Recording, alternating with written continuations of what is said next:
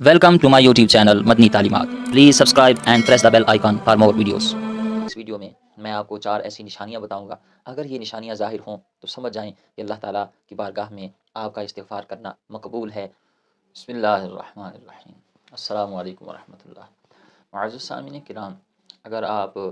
इस्तिग़फ़ार का कसरत के साथ एहतमाम करते हैं, दिन रात चलते फिरते उठते बैठते, सोने से पहले जागने के बाद, यानी आप हर वक्त अपनी ज़ुबान पर इस्तिग़फ़ार का विर्द जारी रखते हैं, लेकिन कहीं ना कहीं दिल में ये बात और ये ख़्याल भी पैदा होता है कि क्या हमारा ये इस्तिग़फ़ार करना अल्लाह की बारगाह में कबूल भी है या नहीं, अल्लाह ताला हमारे इस अमल से राज़ी है या नहीं. अगर आपके दिल में ये ख़्याल पैदा होता है तो ये वीडियो आपके लिए है, क्योंकि इस वीडियो में मैं आपको 4 ऐसी निशानियां बताऊंगा. अगर ये निशानियां ज़ाहिर हों तो समझ जाएं कि अल्लाह ताला की बारगाह में आपका इस्तिग़फ़ार करना मकबूल है, अल्लाह ताला आपके इस अमल से राज़ी है. वो 4 निशानियां कौन सी हैं, आइए जानते हैं. सबसे पहली निशानी, याद रखें, अल्लाह के प्यारे हबीब नबी मुकर्रम शफ़ी मुअज़्ज़म रहमत आलम सल्लल्लाहु तआला अलैहि वालैहि वसल्लम ने इरशाद फरमाया कि अल्लाह ताला को वो अमल महबूब है जिसमें मदावमत हो, पाबंदी हो, चाहे वो मिकदार में थोड़ा ही क्यों ना हो. यानी ये ज़रूरी नहीं है कि आप रोज़ाना 10,000 मरतबा इस्तिग़फ़ार करें या 5,000 मरतबा इस्तिग़फ़ार करें. ज़रूरी ये फ़र्ज़ वाजिब नहीं है. असल चीज़ जो है वो ये है कि बंदा पाबंदी के साथ, मदावमत के साथ इस्तिग़फ़ार करे, चाहे वो मिकदार में थोड़ा ही क्यों ना हो. यानी आप 200 मरतबा इस्तिग़फ़ार कर लें, 300 मरतबा इस्तिग़फ़ार कर लें या एक तस्बीह रोज़ाना पढ़ें, लेकिन पाबंदी के साथ, मदावमत के साथ. आपने देखा होगा बहुत सारे लोग क्या करते हैं, 2-4 दिन, हफ़्ता 10 दिन बड़े ज़ौक़ शौक़ के साथ, बड़ी पाबंदी के साथ वो इस्तिग़फ़ार करते हैं और रोज़ाना 10 हज़ार मरतबा इस्तिग़फ़ार करते हैं, लेकिन फिर 10 दिन बाद वो थक जाते हैं. फिर कहते हैं बस अभी तो इसका असर ही नहीं ज़ाहिर हुआ. जिस तरह माह रमज़ान मुबारक की 27वीं शब आती है या ताक रातें होती हैं, इसी तरह शब बरात या शब कदर, तो सारी रात अस्तग़फ़िरुल्लाह अस्तग़फ़िरुल्लाह अस्तग़फ़िरुल्लाह, और फिर सारा साल छुट्टी. इसी तरह कुछ लोग बड़े ज़ौक़ के साथ चंद दिन करते हैं इस्तिग़फ़ार और फिर बाद में वो अमल छोड़ देते हैं. तो याद रखें, अल्लाह को महबूब वो अमल है, अल्लाह की बारगाह में वो पसंदीदा अमल है जिसमें मदावमत हो, पाबंदी हो, चाहे वो मिकदार में थोड़ा ही क्यों ना हो. और चंद दिन ज़्यादा इस्तिग़फ़ार कर लेना और फिर छोड़ देना, इस चीज़ से अल्लाह के प्यारे रसूल नबी करीम अलैहिस्सलाम ने मना फरमाया है. सहाबी रसूल हज़रत अब्दुल्ला से आका करीम सल्लल्लाहु तआला अलैहि वसल्लम ने इरशाद फरमाया ए अब्दुल्ला, फ़लाँ शख्स की तरह ना होना. अर्ज़ किया रसूलल्लाह किसकी तरह? मैं वो जो पहले रातों को बड़ा क़याम किया करता था और अब उसने वो क़याम रुकू सुजूद छोड़ दिए हैं. यानी उस तरह ना होना कि पहले तो बहुत ज़्यादा इबादत करता था और अब उसने वो इबादत करना छोड़ दी है. तो ये ज़रूरी नहीं है कि आप 10,000 मरतबा या 5,000 मरतबा इस्तिग़फ़ार करें. ज़रूरी क्या चीज़ है? मदावमत, पाबंदी. आप देखें ना, आप किसी डॉक्टर के पास जाते हैं, वो आपको 1 महीने की दवाई देता है, आपको कहता है कि आप ये सिरप लें और ये गोलियां लें आप, ठीक है.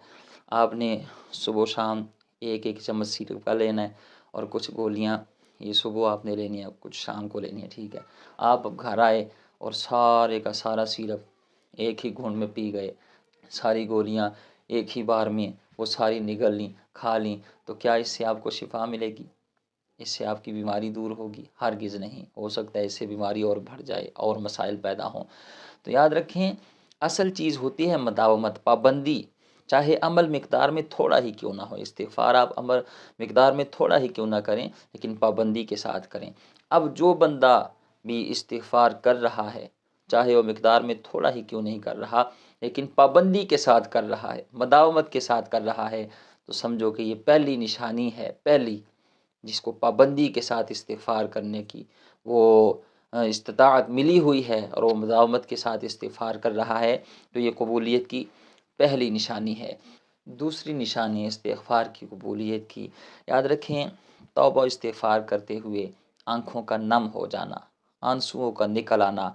ये कोई आम बात नहीं है. ये कबूलियत की बहुत बड़ी निशानी है. हुज़ूर नबी मुकर्रम शफ़ी मुअज़्ज़म रहमत आलम सल्लल्लाहु तआला علیہ وآلہ وسلم نے ارشاد فرمایا جس بندہ مومن کی آنکھوں سے خوف خدا کی وجہ سے آنسو نکل آئے اللہ اس بندے کو دوزخ میں داخل نہیں فرمائے گا۔ یعنی یہ آنکھوں سے آنسو نکل آنا یہ اللہ تعالیٰ کو اتنا پسند ہے، جب بندہ رو کے آنسو بہا کے اس کی بارگاہ میں استغفار کرے، فرمایا اللہ تعالیٰ اس بندے کو دوزخ میں داخل نہیں فرمائے گا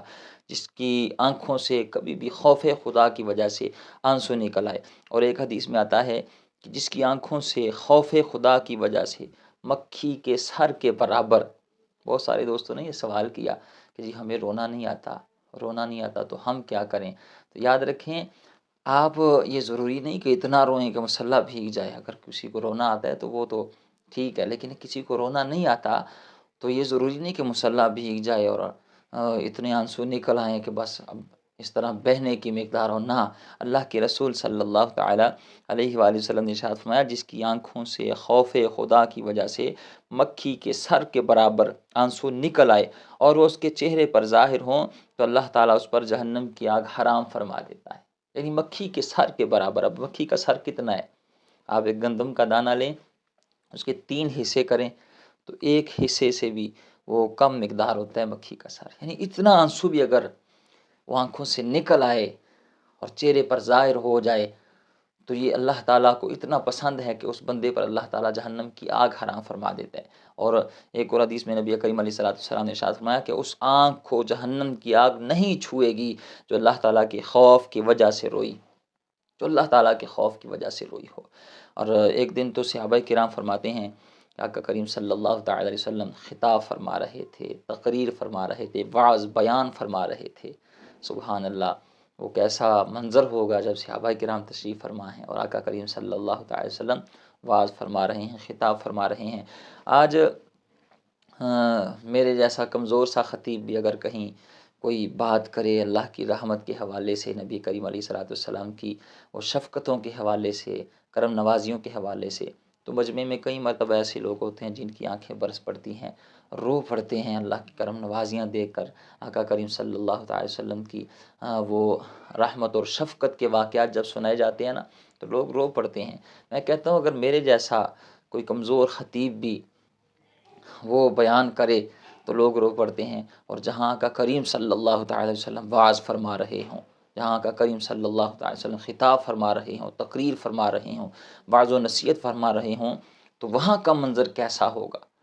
وہاں کیسی وہ ہیبت طاری ہوتی ہوگی۔ اعلیٰ حضرت فرماتے ہیں کہ جس کے گچھے سے لچھے جھڑیں نور کے، ان ستاروں کی نزہت پہ لاکھوں سلام، اور ان کے خطبے کی ہیبت پہ بے حد درود، ان کی باتوں کی لذت پہ لاکھوں سلام۔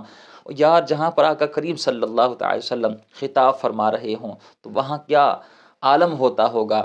تو صحابہ کرام سے خطاب فرما رہے تھے حضور علیہ السلام، تو بیان کے دوران نا ایک شخص رو پڑا، آنکھوں سے آنسو برسے، تو آقا کریم صلی اللہ تعالی وسلم کی جب اس بندے کے چہرے پر نظر پڑی، دیکھا، تو فرمایا آج اگر یہاں تمہارے درمیان بڑے بڑے گناہ گار ہوتے، وہ گناہ گار جن کے گناہ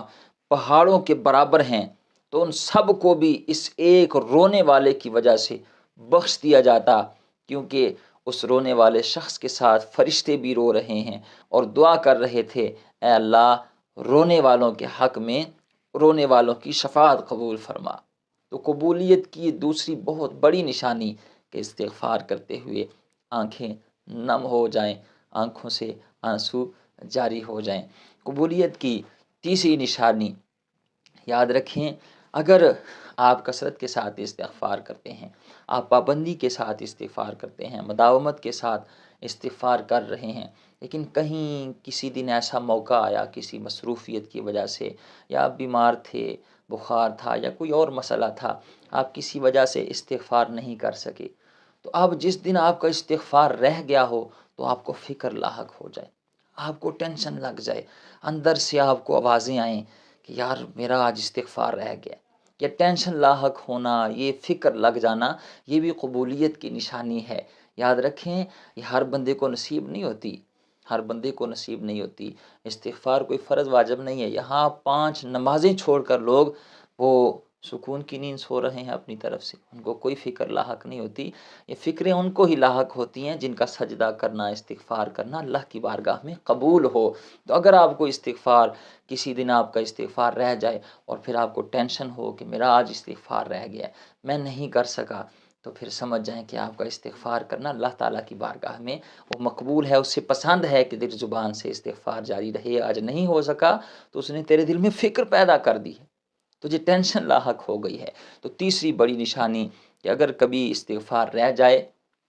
دل میں وہ فکر لاحق ہو، ٹینشن ہو، آپ کو وہ اندر سے آوازیں آئیں کہ آج تیرے استغفار رہ گئے۔ چوتھی بڑی نشانی استغفار کی وہ یہ ہے کہ استغفار کرتے ہوئے اپنے گناہ بندے کو یاد آئیں، اور پھر اپنے گناہوں پر ندامت ہو، شرمندگی ہو۔ یاد رکھیں اللہ کے پیارے رسول صلی اللہ تعالیٰ علیہ وآلہ وسلم نے ارشاد فرمایا کہ آدم کی ساری اولاد خطا کار ہے، ان سے خطا سرزد ہو جاتی ہے، لیکن بہترین خطا کار وہ ہے جو خطا کرنے کے فوراً بعد توبہ کر لیتا ہے۔ تو اگر آپ استغفار کرتے ہوئے آپ کو ندامت ہو، اپنے گناہوں پر شرمندگی ہو، گناہ یاد آئیں تو سچے دل سے معافی مانگے اور آئندہ گناہ نہ کرنے کا پکا ارادہ کر لیں، اور پھر گناہوں سے بچیں، اور اس طرح بچیں کہ اللہ کے رسول صلی اللہ تعالیٰ علیہ وآلہ وسلم نے ارشاد فرمایا کہ جس طرح تھنوں سے نکلا ہوا دودھ واپس تھنوں میں داخل نہیں ہو سکتا، اسی طرح بندہ جس گناہ سے توبہ کرے واپس اس گناہ کی طرف نہ پلٹے۔ تو اگر آپ اس طرح کا استغفار کر رہے ہیں اور پکی سچی توبہ کر رہے ہیں اور آپ پلٹ آئے ہیں گناہوں کی زندگی سے نیکی کی طرف، تو پھر سمجھ جائیں کہ اللہ تعالیٰ نے آپ کے استغفار کو قبول فرمایا ہے، اس کی بارگاہ میں آپ کا استغفار کرنا قبول ہے۔ تو یہ کچھ نشانیاں چار میں نے آپ کو بتائی ہیں، یاد رکھیں یہ بات ہزار بار، اور بہت ضروری یاد رکھیں، حقیقی علم جو ہے نا قبولیت کا، وہ اللہ تعالیٰ ہی کی ذات کو ہے، اس کے علاوہ کوئی نہیں جانتا۔ حقیقی علم وہی ہے، لیکن یہ جو قرآن و حدیث سے کچھ نشانیاں، کچھ علامات جو علماء کرام نے، مفسرین نے بیان فرمائی ہیں، وہ میں نے آپ کے سامنے رکھی ہیں۔ دعا ہے اللہ تعالیٰ ہمیں صحیح معنوں میں استغفار کرنے کی توفیق عطا فرمائے، اور ہمارا استغفار کرنا اپنی بارگاہ میں قبول فرما کر اس کے فیوز و برکات ہر مسلمان کو عطا فرمائے۔ کسی کو نماز کے دوران فون آیا، اب وہ کیا کرتا ہے جی، موبائل جیب سے نکالتا ہے اور پھر اوپر سے دیکھ کر کہ کس کا، یہ اس طرح میں نے دیکھا ہے لوگ کرتے ہیں، ٹھیک ہے جی، موبائل دیکھ کر پھر وہ جی کس کا فون آ رہا ہے، پھر اس کے بعد اس کو بند کرتے ہیں، پھر اس کے بعد وہ جیب میں رکھتے ہیں، ٹھیک ہے، تو نماز آپ کی فاسد ہو جائے گی، نماز نہیں ہوگی۔ بسم اللہ الرحمن الرحیم، السلام علیکم ورحمۃ اللہ۔ معزز سامعین کرام، سوال پوچھا گیا ہے کہ اگر کوئی شخص نماز سے پہلے موبائل بند کرنا بھول گیا اور دوران نماز موبائل کی گھنٹی بجنے لگے اور وہ شخص موبائل جیب سے نکال کر گھنٹی بند کر دے اور موبائل جیب میں دوبارہ رکھ دے، تو ایسا کرنے سے نماز پر اثر پڑے گا یا نہیں، نماز ہوگی یا نہیں؟ تو ایک انتہائی اہم مسئلہ پوچھا گیا ہے، اور آج کل دور حاضر میں اکثر مساجد میں یہ مسئلہ نماز کے دوران پیش آتا ہے۔ تو اس حوالے سے شرعی حکم کیا ہے، اس مختصر سی ویڈیو میں آپ کو تفصیل کے ساتھ بتانے جا رہا ہوں۔ آپ سے ریکویسٹ ہے ویڈیو پوری دیکھیے، ویڈیو اچھی لگے تو لائک، کمنٹ اور شیئر کیجیے گا، اور آپ کے ذہن میں بھی کوئی شرعی مسئلہ ہو تو اسی ویڈیو کے کمنٹ باکس میں اپنا مسئلہ درج کریں، انشاءاللہ میں کوشش کروں گا آئندہ ویڈیوز میں آپ کے سوال کا جواب دوں انشاءاللہ۔ تو سب سے پہلے اس حوالے سے میری آپ سے گزارش ہے کہ آپ نے موبائل تو اب استعمال کرنا ہی کرنا ہے، یہ تو اس سے تو جان چھوٹ نہیں سکتی، ٹھیک ہے نا، کیونکہ یہ ضروری ہو گیا۔ لیکن یہ کام تو ہم کر سکتے ہیں کہ ہم اپنے موبائل میں موسیقی، گانے سے پاک ایسی بیل لگائیں جو صرف ہمارا مقصد پورا کرے کہ کسی کا فون آیا ہے تو ہمیں پتہ چل جائے کہ جی فون آ گیا۔ موسیقی لگانا، اس پہ انڈین گانے لگانا یا کوئی اور اس طرح کی بیہودہ میوزک ٹیونز وغیرہ لگانا، جس سے وہ آپ نماز سے باہر بھی اگر کہیں معزز لوگوں میں بیٹھے ہوں اور آپ کو اس طرح کی کوئی بیل آ جائے کہ آپ کو شرمندگی اٹھانا پڑے، تو ایسی بیل اگر نماز کے دوران بجنے لگے، اکثر یہ دیکھا جاتا ہے جمعہ کے دن نوجوان جب جمعہ کی نماز پڑھنے کے لیے آتے ہیں تو جب جماعت کھڑی ہو جاتی ہے، بہت سارے دوست وہ بھول جاتے ہیں موبائل کو سائلنٹ پہ لگانا، بیل کو بند کرنا بھول جاتے ہیں، موبائل کو بند کرنا بھول جاتے ہیں، تو پھر جب نماز کے دوران ان کی بیل بجتی ہے نا موبائل کی، تو پھر ایسی بیہودہ وہ انڈینز گانے ہوتے ہیں، میوزک لگایا ہوتا ہے، تو اس سے ان کی اپنی نماز تو خراب ہوتی ہے، بلکہ ساری مسجد، چونکہ نماز کے دوران بڑی خاموشی ہوتی ہے، تو اس وقت پھر وہ ساری مسجد جو ہے نا وہ گانوں سے گونج اٹھتی ہے، ٹھیک ہے، تو وہ سارے نمازیوں کی وہ نماز میں دھیان رہتا ہی نہیں ہے۔ تو یہ کتنا بڑا گناہ ہے، اللہ ہی معاف فرمائے۔ اگر کوئی بندہ اس کو سمجھنے کی کوشش کرے تو کوشش کیا کریں کہ ایسی ٹیونز اور ایسی موسیقی وغیرہ کی بیل نہ لگائیں، بالکل سادہ سی کوئی ٹیون لگائیں جس سے آپ کو صرف پتہ چل جائے عام حالات میں بھی کہ جی مجھے فون آ رہا ہے، تو وہ آپ سن سکیں، ٹھیک ہے نا، تاکہ نماز میں بھی وہ کم سے کم خلل آئے اور دوسرے نمازی جو ہیں ان کی نماز میں بھی خلل نہ آئے، اور موسیقی کے گناہ سے بچنے کے ساتھ ساتھ مسجد کا تقدس بھی پامال نہ ہو۔ یہ اللہ کو پسند نہیں ہے کہ اس کے گھر میں یہ اس طرح کے گانے بجیں اور میوزک بجے، یہ تو مسجد سے باہر بھی اسلام اس کو پسند نہیں کرتا، تو جب اللہ کے گھر میں آ جائیں تو پھر تو بدرجہ الاولیٰ اس سے منع کیا گیا ہے، ٹھیک ہے نا۔ تو اب سوال یہ ہے کہ اگر کبھی غلطی سے موبائل بند کرنا بھول جائیں اور نماز کے دوران وہ بیل بجنے لگے، تو اب کس طرح اس کو بند کریں، کیا طریقہ اختیار کریں تاکہ نماز بھی فاسد نہ ہو، نماز بھی بچ جائے اور دوسرے نمازیوں کی نماز میں بھی خلل نہ آئے، مسجد کا تقدس بھی پامال نہ ہو، اور کوئی ایسا طریقہ ہم اختیار کریں، ہمیں بتایا جائے شریعت اس حوالے سے ہماری کیا رہنمائی کرتی ہے، تاکہ ہم وہ طریقہ اختیار کریں اور ہماری نماز بھی بچ جائے اور موبائل بھی ہم بند کر سکیں۔ تو پہلی بات تو یہ ہے کہ آپ اپنی عادت بنائیں نماز سے پہلے موبائل بند کرنے کی، سائلنٹ پہ لگانے کی۔ اب اگر کبھی کبھار ایسا ہو جائے کہ غلطی سے موبائل بند نہیں ہوا اور نماز کے دوران اور بیل بجنے لگے، تو اب اس حوالے سے یہ بات سمجھ لیں، ایک ہوتا ہے عمل قلیل اور ایک ہوتا ہے عمل کثیر۔ عمل کثیر یہ ہے کہ نماز کے دوران کوئی ایسا کام کرنا کہ دور کھڑا شخص اگر آپ کو دیکھے تو اسے محسوس ہو کہ یہ نماز میں نہیں ہے، اسے یقین ہو جائے کہ یہ نماز نہیں پڑھ رہا، ٹھیک ہے نا۔ ایسا کوئی کام نماز کے دوران کرنا کہ دور کھڑا شخص دیکھ کے یہ محسوس کرے، اسے یقین ہو جائے کہ یہ نماز میں نہیں ہے۔ مثال کے طور پر یہ موبائل کی ہم مثال لے لیتے ہیں کہ کسی کو نماز کے دوران فون آیا، اب وہ کیا کرتا ہے جی، موبائل جیب سے نکالتا ہے اور پھر اوپر سے دیکھ کر کہ کس کا یہ، اس طرح میں نے دیکھا ہے لوگ کرتے ہیں، ٹھیک ہے جی، موبائل دیکھ کر پھر وہ جی کس کا فون آ رہا ہے، پھر اس کے بعد اس کو بند کرتے ہیں، پھر اس کے بعد وہ جیب میں رکھتے ہیں، ٹھیک ہے۔ تو ظاہر سی بات ہے، آپ خود اندازہ لگا سکتے ہیں کہ دور کھڑا شخص وہ سمجھے گا ہی کہ یہ تو نماز نہیں پڑھ رہا، یہ تو موبائل چلا رہا ہے، ٹھیک ہے نا۔ اس طرح کا عمل اگر نماز کے دوران کیا، ٹھیک ہے نا، نماز اس طرح بند کیا کہ موبائل جیب سے نکالا، پھر دیکھا، پھر اس کے بعد اس کو بند کیا، پھر جیب میں رکھا، ٹھیک ہے نا، تو یہ عمل کثیر کہلائے گا، تو نماز آپ کی فاسد ہو جائے گی، نماز نہیں ہوگی۔ اور اگر عمل قلیل کیا تو پھر نماز ہو جائے گی۔ اب اس عمل قلیل کی وضاحت یہ ہے کہ عمل قلیل اس طرح آپ نماز پڑھ رہے ہیں اور نماز کے دوران آپ کا موبائل بجنے لگا، ٹھیک ہے نا، تو آپ کیا کریں، اگر دائیں جیب میں موبائل پڑا ہوا ہے یا بائیں جیب میں، جس جیب میں بھی آپ کا موبائل پڑا ہوا ہے، تو آپ آہستہ سے یوں ہاتھ کھینچ کے موبائل جس جیب میں پڑا ہوا ہے باہر سے ہی وہ اس کا بٹن بند کر دیں، ٹھیک ہے، یا اسے میوٹ کر دیں، تو یہ عمل قلیل کہلائے گا، ٹھیک ہے۔ اس سے آپ کی نماز فاسد نہیں ہوگی۔ اگر الٹی جانب جس جیب میں بھی پڑا ہوا ہے تو آپ اس طرح کر سکتے ہیں، لیکن یہ بات یاد رکھیں، بعض فقہاء کرام فرماتے ہیں اگر ایک رکن میں 3 بار عمل قلیل بھی کیا، یعنی ایک بار تو عمل قلیل کرنے سے نماز فاسد نہیں ہوگی، لیکن اگر ایک رکن میں عمل قلیل 3 بار کیا، عمل کثیر تو ایک بار کرنے سے نماز ٹوٹ جائے گی، لیکن عمل قلیل بھی اگر ایک رکن میں، یعنی قیام جو ہے وہ ایک رکن ہے، رکوع ایک رکن ہے، سجدہ ایک رکن ہے، ٹھیک ہے نا، اس طرح نماز کے 6 ارکان ہیں، تو وہ آپ سیکھیں کون کون سے ہیں۔ تو نماز کے کسی رکن میں اگر 3 بار عمل قلیل کیا، یعنی قیام میں کھڑے ہیں اور آپ بار بار موبائل بند کر رہے ہیں، ایک بار کیا، 2 بار کیا، تیسری بار پھر کیا، ٹھیک ہے نا، تو پھر آپ کی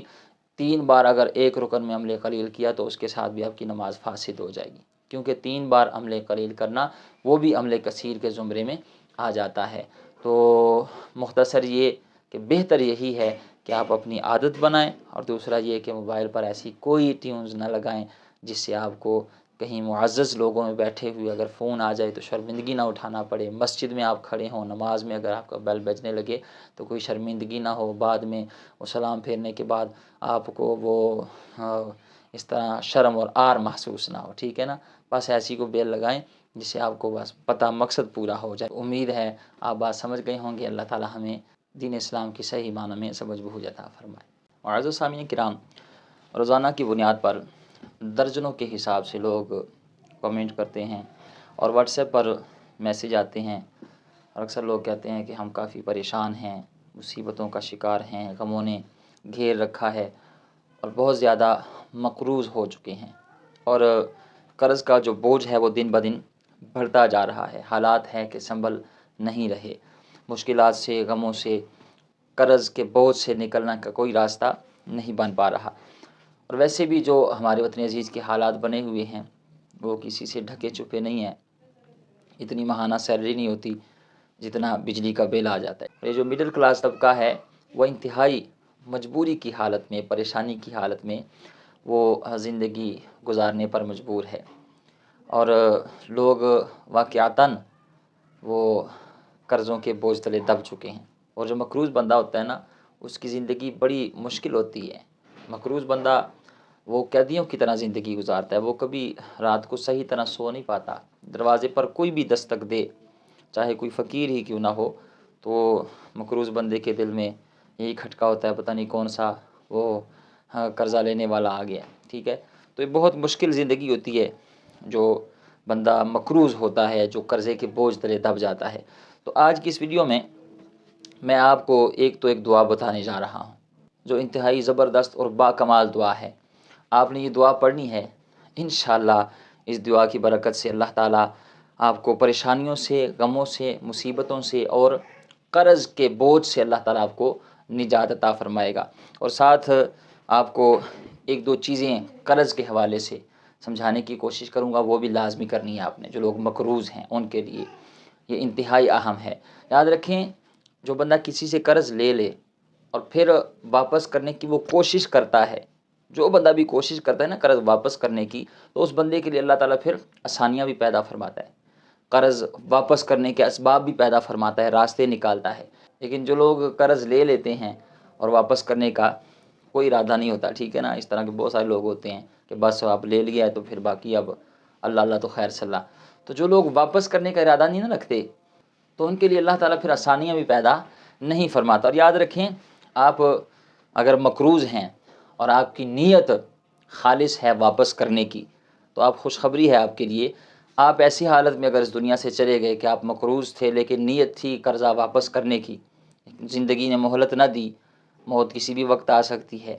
اور سانسوں کی مالا ٹوٹ گئی، بندہ اس دنیا سے مقروض چلا گیا، لیکن اس کی نیت خالص تھی کہ میں نے قرضہ واپس کرنا ہے، میں نے جو لوگوں سے لیا ہے وہ واپس کرنا ہے، تو احادیث کا مفہوم ہے کہ اللہ تعالیٰ ایسے بندے کا قرض بروز قیامت اپنے فضل و کرم سے اتروا دے گا۔ اللہ تعالیٰ اپنا خصوصی فضل و کرم اس کے سامنے حال فرمائے گا۔ تو اس لیے مقروض بندے کو کوشش جاری رکھنی چاہیے کہ قرض ادا کرنا ہے، واپس دینا ہے، اور نیت اسے ضرور کرنی چاہیے کہ میں نے یہ قرضہ واپس دینا ہے، اس کی نیت خالص ہو، کیونکہ زندگی کا ایک لمحے کا نہیں پتہ کس وقت موت آ جائے، اور اگر بندے کی نیت ہی خالص نہ ہوئی تو پھر ڈاڈھا پچھتاوا ہوگا، اور پھر قیامت کے دن ایک ایک وہ روپے کے بدلے کتنی کتنی نیکیاں اور کتنی کتنی نمازیں وہ دینی پڑیں گی۔ تو اس لیے مقروض بندے کو کوشش جاری رکھنی چاہیے کہ میں نے قرض واپس کرنا ہے، جن سے لیا ہے ان کو واپس دینا ہے، اور نیت اسے ضرور خالص کرنی چاہیے، کیونکہ موت کا کوئی پتہ نہیں کس وقت موت آ جائے۔ اگر نیت خالص ہوئی تو کل قیامت کے دن اللہ تعالیٰ اپنے فضل و کرم سے اس کا قرضہ اتروا دے گا۔ اب جو بندہ کوشش کر رہا ہے اور اس کی نیت بھی درست ہے کہ میں نے واپس کرنا ہے، خالص نیت ہے، اس کی نیت ٹھیک ہے، لیکن وہ قرضہ ادا نہیں کر پا رہا، تو ایسے لوگوں کے لیے میں ایک دعا بتانے جا رہا ہوں جو نبی مکرم شفیع معظم رحمت عالم صلی اللہ تعالیٰ علیہ وآلہ وسلم کی بتائی ہوئی دعا ہے۔ اگر کوئی بندہ اس دعا کے ذریعے اللہ تعالیٰ سے مانگے تو اللہ تعالیٰ کی مدد ضرور آئے گی انشاءاللہ، مصیبتوں سے، ٹینشنوں سے، پریشانیوں سے، غموں سے اور قرض سے اللہ تعالیٰ نجات عطا فرمائے گا۔ دعا کون سی ہے؟ ابھی آپ کو اسکرین پر نظر آئے گی، ہو سکے تو اس کا اسکرین شاٹ لے کر اپنے پاس محفوظ کر لیں۔ حضرت ابو سعید خدری رضی اللہ عنہ فرماتے ہیں کہ ایک دن نبی کریم علیہ السلام مسجد میں تشریف لائے تو آپ کی نظر ایک انصاری شخص پر پڑی جن کا نام ابو امامہ تھا۔ تو نبی مکرم شفیع معظم رحمت عالم صلی اللہ تعالیٰ علیہ وآلہ وسلم نے ارشاد فرمایا، اے ابو امامہ، کیا وجہ ہے کہ میں تمہیں نماز کے وقت کے علاوہ مسجد میں الگ تھلگ بیٹھا ہوا دیکھتا ہوں، یعنی تم کیوں پریشان ہو، کیوں الگ تھلگ بیٹھے ہو، نماز کا وقت بھی نہیں ہے، ایسی کیا بات ہے، کیا ماجرا ہے، کیوں پریشان ہو؟ تو حضرت ابو امامہ رضی اللہ تعالیٰ عنہ نے عرض کی، یا رسول اللہ صلی اللہ تعالیٰ علیہ وآلہ وسلم، مجھے غموں نے، پریشانیوں نے اور قرضوں نے گھیر رکھا ہے۔ تو نبی کریم علیہ الصلوۃ والسلام نے حضرت ابو امامہ رضی اللہ تعالیٰ سے فرمایا، اے ابو امامہ، کیا میں تمہیں وہ دعا نہ سکھلا دوں جب تم اللہ کی بارگاہ سے ان الفاظ کے ساتھ دعا مانگو تو اللہ تعالیٰ تمہارے غم دور کر دے اور تمہیں قرضے سے نجات عطا فرما دے، تمہارا قرضہ اتروا دے؟ تو حضرت ابو امامہ رضی اللہ تعالیٰ نے عرض کی، یا رسول اللہ، ضرور ضرور، ارشاد فرمائیں۔ اب آپ نے بھی یہی دعا پڑھنی ہے، ٹھیک ہے نا؟ یہ غموں سے مقابلہ کرنے اور قرض سے نجات پانے کا ایک بہترین ذریعہ ہے، اور ساتھ ساتھ آپ نے ایک اور کام کرنا ہے، یاد رکھیں، روزانہ آپ نے کم از کم 313 مرتبہ استغفار پڑھنا ہے، ٹھیک ہے نا؟ کیونکہ استغفار ایسا وظیفہ ہے جس کے بارے میں حدیث شریف میں آتا ہے کہ جو بندہ کثرت کے ساتھ استغفار کرتا ہے تو اللہ تعالیٰ اسے مشکلات سے نکلنے کا راستہ عطا فرماتا ہے، مصیبتوں، پریشانیوں اور فکروں سے نجات عطا فرماتا ہے، اور جو بندہ کثرت کے ساتھ استغفار کرتا ہے اللہ تعالیٰ اسے وہاں سے رزق دیتا ہے جہاں سے اسے وہم و گمان بھی نہیں ہوتا، ٹھیک ہے نا؟ تو آپ یہ دعا بھی صبح و شام پڑھا کریں، اور ساتھ کثرت کے ساتھ کم از کم 313 مرتبہ آپ نے استغفار ضرور کرنا ہے، اپنا معمول بنانا ہے، اور استغفار صحیح طریقے سے کرنا ہے۔ بہت سارے لوگ نا ابھی تک صحیح استغفار نہیں کر پا رہے، ان کو پتہ ہی نہیں ہے۔ بہت سارے لوگ ایسے ہیں، کئی مرتبہ لوگوں نے سوال بھی کیا ہے، وہ کرتے کیا ہیں، ہاتھ میں تسبیح پکڑ لیتے ہیں اور پڑھتے رہتے ہیں، استغفار استغفار استغفار استغفار، ٹھیک ہے، یا استغفار استغفار استغفار۔ یاد رکھیں، یہ صحیح استغفار نہیں ہے۔ اس کا مطلب معنی بنتا ہے کہ مغفرت طلب کرنا۔ اب بندے نے ہاتھ میں تسبیح پکڑی اور کہتا جا رہا ہے استغفار استغفار یا استغفار استغفار، تو کیا مطلب مغفرت طلب کرنا، مغفرت طلب کرنا؟ تو یہ مکمل جملہ نہیں بنتا۔ سب سے جو چھوٹا استغفار ہے نا، وہ ہے کم از کم استغفر اللہ، استغفر اللہ، استغفر اللہ۔ آپ یہ کم از کم، ورنہ اس سے دوسرا بھی اور بھی تسبیحات ہیں استغفار کی، استغفر اللہ ربی من کل ذنب واتوب الیہ۔ تو یہ صحیح طریقے سے آپ نے کم از کم 313 مرتبہ آپ نے یہ روزانہ پڑھنا ہے، اور ساتھ یہ دعا جو نبی کریم علیہ الصلوۃ والسلام نے حضرت ابو امامہ سے ارشاد فرمائی، حضور علیہ الصلوۃ والسلام نے ارشاد فرمایا، اے ابو امامہ، صبح و شام یہ دعا پڑھا کرو، کوشش کریں صبح نماز فجر کے بعد اور شام کو نماز مغرب کے بعد اس دعا کو پڑھنے کا اہتمام کیا کریں۔ دعا ہے، ابھی آپ کو اسکرین پر نظر آئے گی، اللہم انی اعوذ بک من الہم والحزن واعوذ بک من العجز والکسل واعوذ بک من الجبن والبخل واعوذ بک من غلبۃ الدین وقہر الرجال۔ اور اس کا ترجمہ سنیں، کتنا زبردست اس کا ترجمہ ہے۔ اے اللہ، میں فکر اور غم سے تیری پناہ چاہتا ہوں، میں عاجزی اور سستی سے تیری پناہ چاہتا ہوں، میں بزدلی اور بخل سے تیری پناہ چاہتا ہوں، اور قرض کے غالب آ جانے اور لوگوں کے مسلط ہونے سے تیری پناہ چاہتا ہوں۔ تو یہ وہ دعا ہے، آپ نے صبح و شام اس دعا کو پڑھنا ہے۔ انشاءاللہ اس دعا کی برکت سے پریشانیوں، مصیبتوں، غموں سے بھی نجات ملے گی، اور قرضے سے بھی اللہ تعالیٰ نجات عطا فرمائے گا، اور انشاءاللہ اللہ تعالیٰ کا خصوصی فضل و کرم آپ کے شامل حال ہوگا۔ اللہ تعالیٰ اس دعا کی برکت ہم سب کو نصیب فرمائے، آمین بجاہ نبی الامین۔